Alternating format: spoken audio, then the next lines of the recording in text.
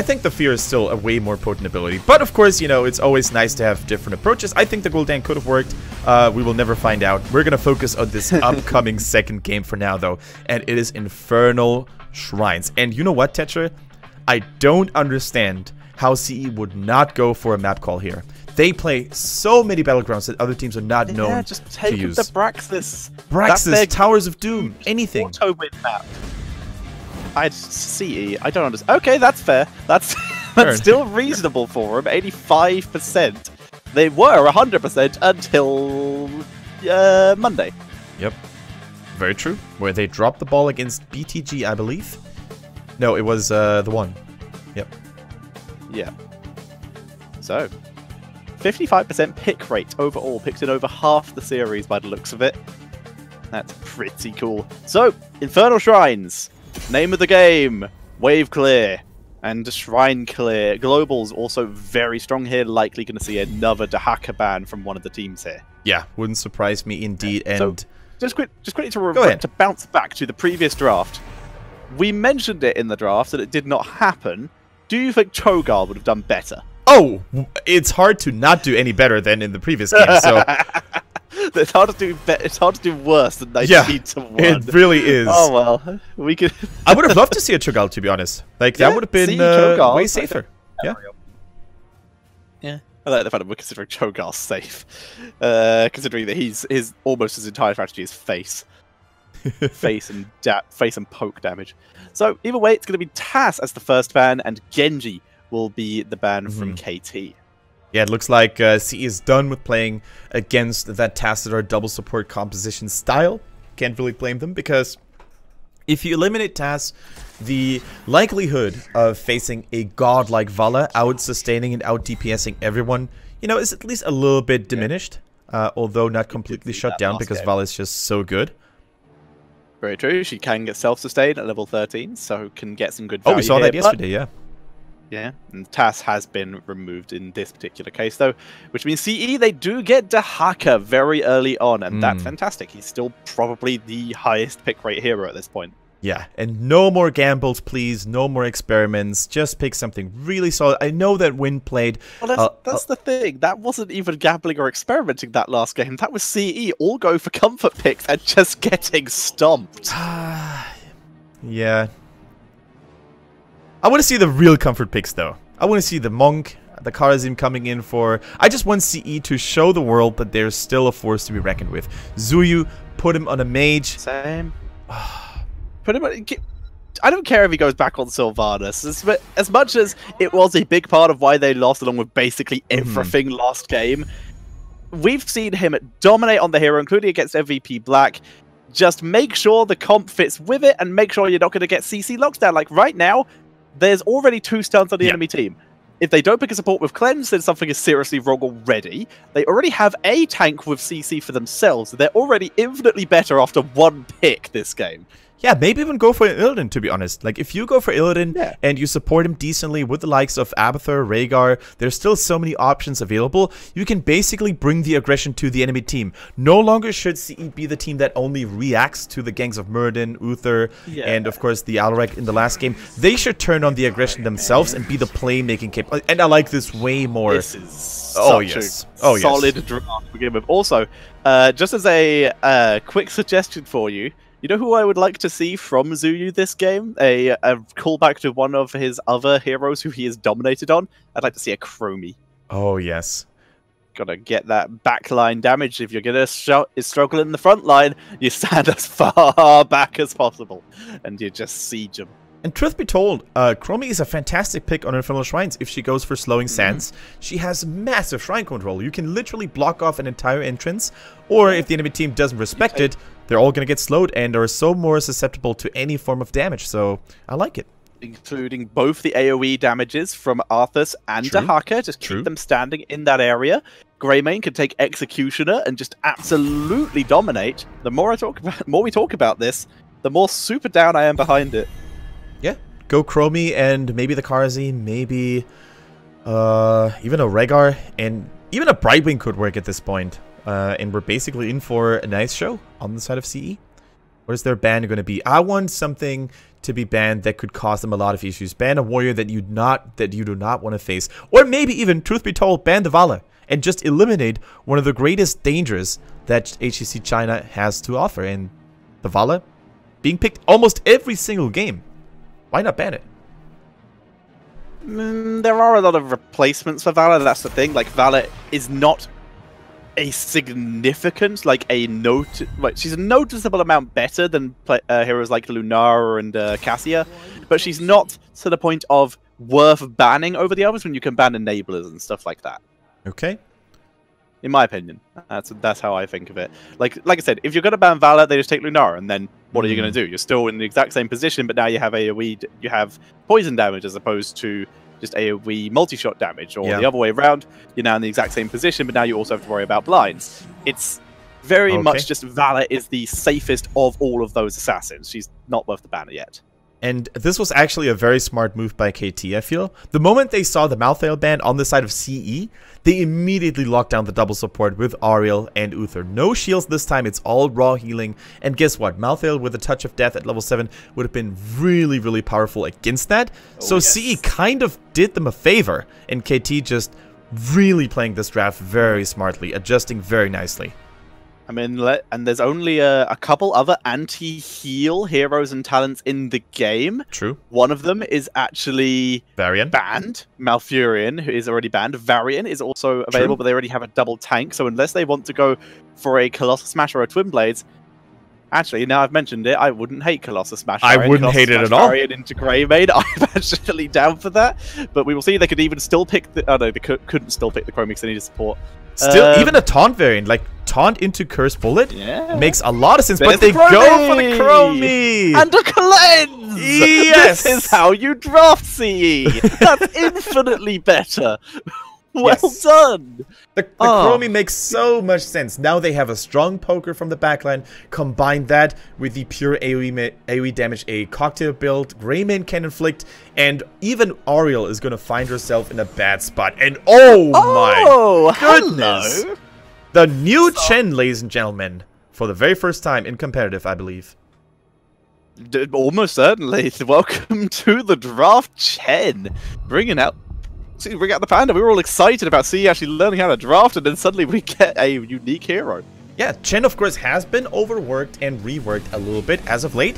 Most importantly, his base HP and health regeneration was nerfed, so he's a little bit squishier in that regard. However, he did get a new talent, or should I say a new old talent at level 7, which is the Purifying Brew. It was moved all the way from 20 to level 7, got a cooldown increase. Instead of 10 seconds, it is now 45 seconds, which is pretty sweet because the next stun, root, or silence is going to be reduced by 75%. And of course, the Fortifying Brew cooldown is reset, so you can immediately start chugging again after you were stunned or silenced. Basically makes him immune to the Harker's Drag, because he will be stunned and then instantly brew again, because it's such a short duration already. Here we go. So Chen also, of course, a strong frontliner. He can go the anti-mage route as well, going for the grounding brew at level 1 to just stand in Chromie's spells and not caring so much about it. The more I talk about it, the more I like it. What a fantastic pick. KT. Brilliant. So Chromie is now under duress. CE, though, nothing against their draft this time. They have wave clear, they have siege potential. All they have to do is to keep Chromie safe and to not focus Chen, because Chen is going to make them miserable. They either need to all focus Chen and have nothing else to worry about, aka everyone else is already dead, or just ignore Chen completely at this point. Exactly. You ignore him, or you burst him down, you interrupt him, but if Purifying Brew is going to see play, that is not going to be that easy. Ladies and gentlemen, give it up for the two teams in game number 2, CE and KT.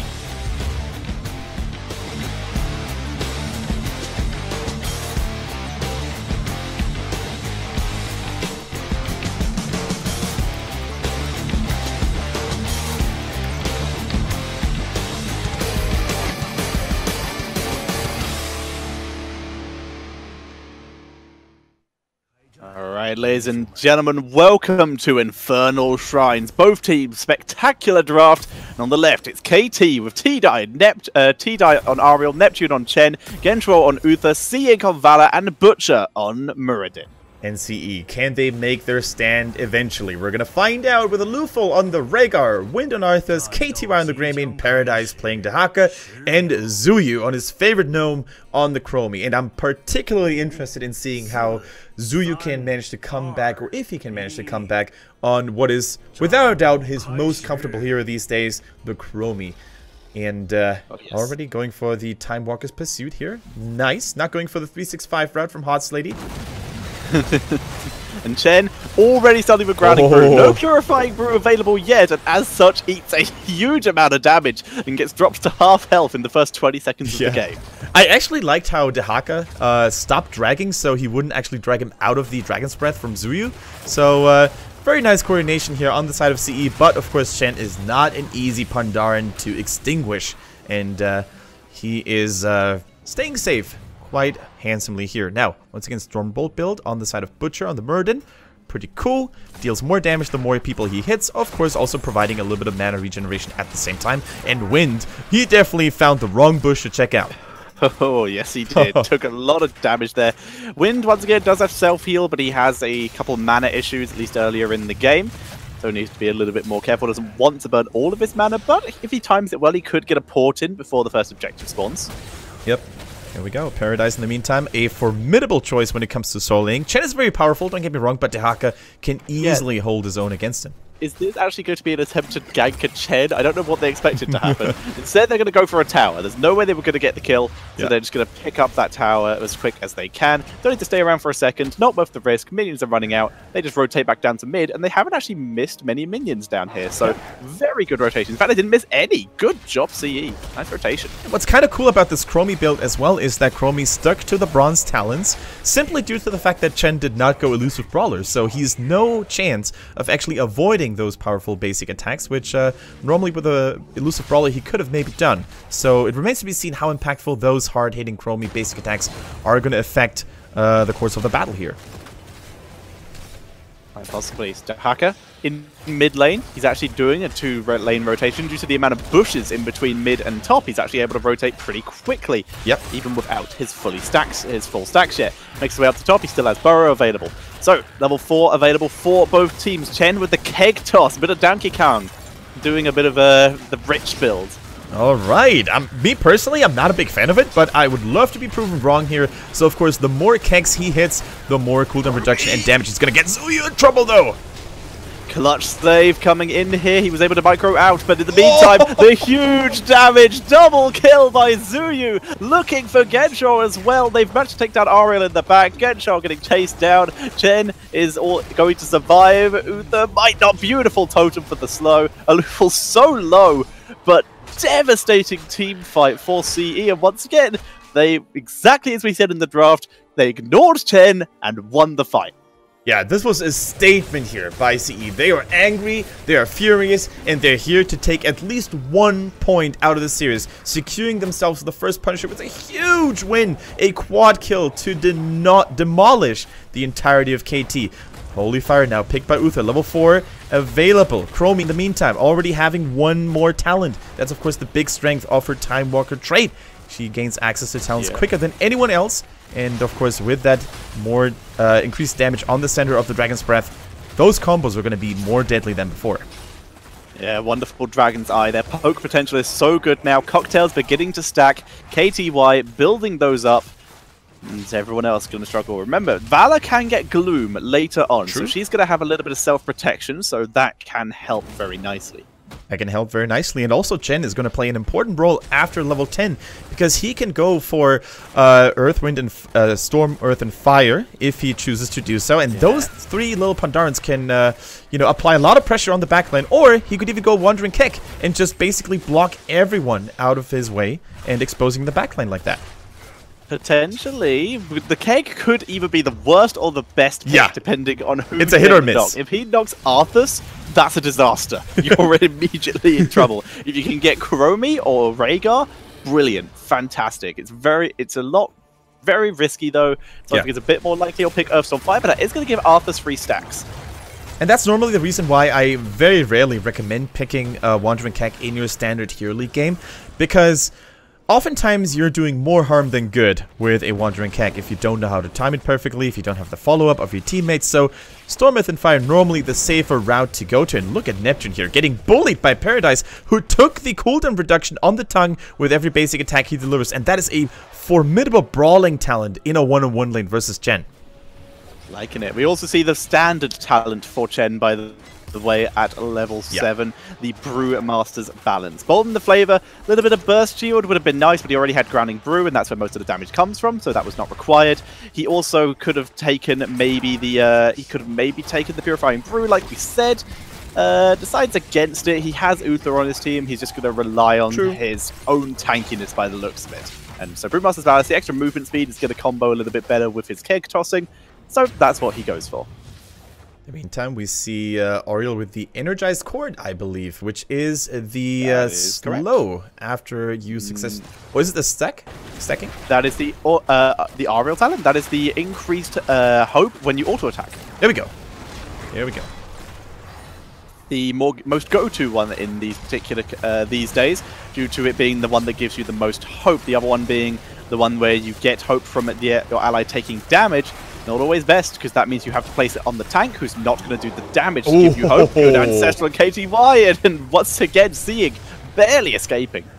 Yeah, once again, the Go for the Throat almost ending Vala's life here, getting away in the nick of time, and this is just utter domination by CE. There is no way Kenty can easily contest this, so Chen already, we see him on the minimap moving towards bottom. They need to soak as much as they can, 8 versus 10, 9 versus 10, and they're just going to have to defend this, maybe get a sneaky kill while Paradise is outnumbered, but even that they cannot do, and the retaliation strike from CE might ensue very quickly.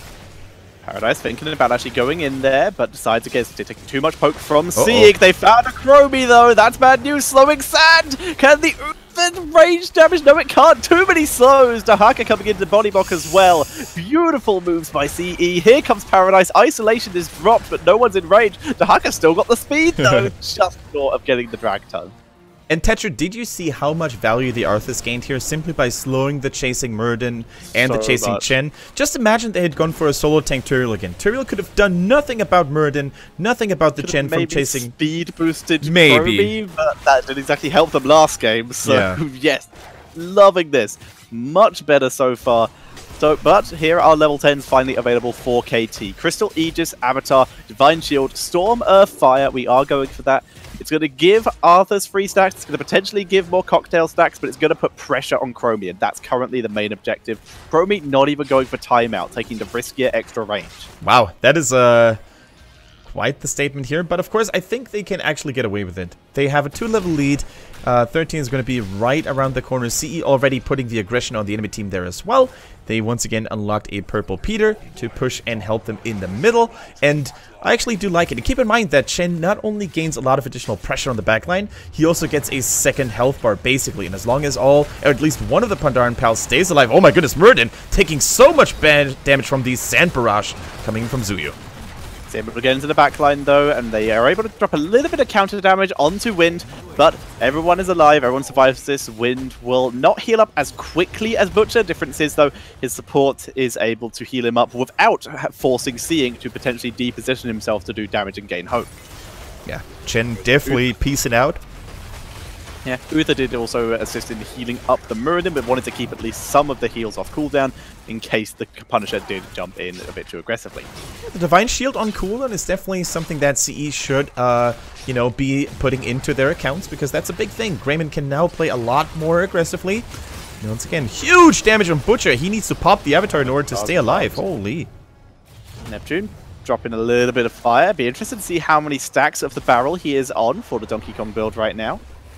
Yeah, not a whole lot, I think, because as for most questing talents that require you to hit something on enemy heroes, if you're so far behind, the game is not going that well, you're going to take ages for those talents to give you any value. So the Chen build, unfortunately, not paying off dividends up to this point, but we still have a little bit to go, so maybe he can come back later. Chromie with fast forward, by the way.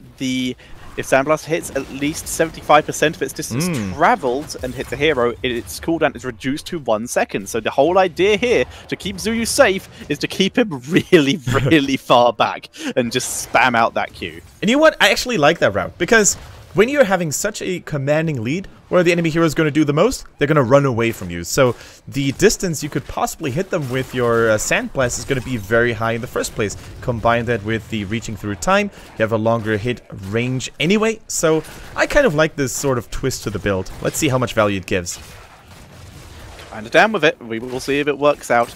Level 13, though, remember Chen is going to be able to get some form of slow in the form of likely the Pressure Point or the Touch of Honey. He could, in theory, go for Withering Flames, but he hasn't got any other of the fire builds, and it only really affects Chromie because Greymane can just jump into Worgen form to deal with it, so it's a bit less likely. It's possible. He could think that that is more worth to deal with the Razor Swipe and the Cocktail, because he's far more likely to hit Greymane than Chromie with it. Okay, CE setting up a gank here. Wind trying to go in, but KT, they smelled the cheese. And oh my, C-Ink. That was close. Go for a throat. Just easy. Go for the throat, gets him. Here comes Uther. Tried to get in range, but was just out of range for the Divine Shield. Now it's Butcher trying to wrap around from behind, but he needs to hurry up because Ariel just got engaged upon and blown up. Isn't it crazy how much the flow of the battle has shifted from CE being, you know, the lambs that were brought to the slaughter, not being able to do anything about it. Oh my, KTY going for a chunk of Pandaren meat over the gate. Wow. And they get another one. KTY and Zuyu picking up more kills. It's Touch of Honey for Chen, but is it too late? Paradise is even grabbing the objective with this. This is going to be pushing in to an exposed keep, maybe even a dead keep if CE wants to keep going with this minion wave. Yeah, there's nothing Vala can do. She cannot stay here and take those shots from Chromie all the time. She needs to make sure that she doesn't take too much damage for free, and they cannot walk outside of their base. They're going to have to take this Punisher as much as it pains them, and they're going to have to fight a talent down. So, in an ideal world, KT sets up a trap outside of their base, and they're going to destroy CE while the Punisher moves onto the keep, not getting any value. However, that is easier said than done with a 3-level disadvantage. So I've just realized that actually this level, I guess 14 for Chromie, this level 14 talent actually does synergize with Bronze talents. It does. So literally if she can micro back in, so if in and out efficiently, where she can just get the 75% range Q and then Bronze talents, she could get like almost every auto attack to be a Bronze talent one. And look at Wynn's positioning here. He's actively scouting for a potential flank so that KT cannot surprise them, and Vala in trouble. She gets armor and the Divine Shield, but those, down she goes, gets cocktailed with the tower. We're seeing the Earthstorm Fire try to get Zuyu, but he gets Ancestrals. Ariel's dropped Punishers back, baby. Looking for Gentro. Takes him down. Down goes the last Panda. Only Butcher alive, and Zuyu's not letting him get away. No, Zuyu's on the chase. He says, I am bigger than you, Murden. Probably might not be true, but... Got him. Got him. It's a team wipe. CE, ladies and gentlemen, they were angry, and finally, that is the team that kind of won the first season of HGC China. That is the team that made it all the way to the semifinals at the Eastern Clash. But look at the faces. Not happy. You can only get so far with tie after tie after tie. They need to start winning series. They need to start... they need to start waking up an hour earlier or something to give their drafter time to wake up, because that's 3 days in a row where they have drafted just a little bit off in the first game and then absolutely dominated the second game, and almost all of that every time was down to CC. Yeah, always the CC, the lack of CC we should say, is what kind of hurt them in the early mid game, and they have never been able to recover from this.